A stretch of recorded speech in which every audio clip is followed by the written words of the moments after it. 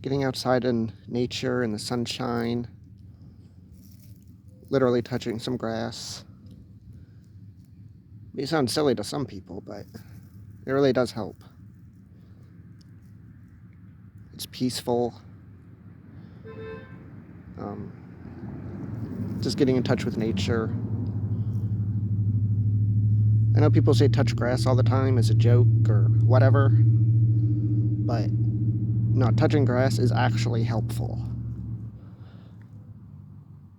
Just trying to connect with nature as a part of nature.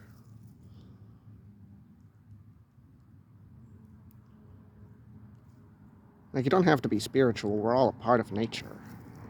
So,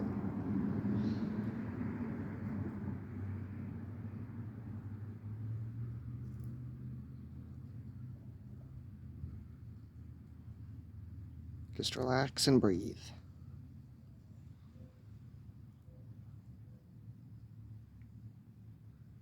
In and out.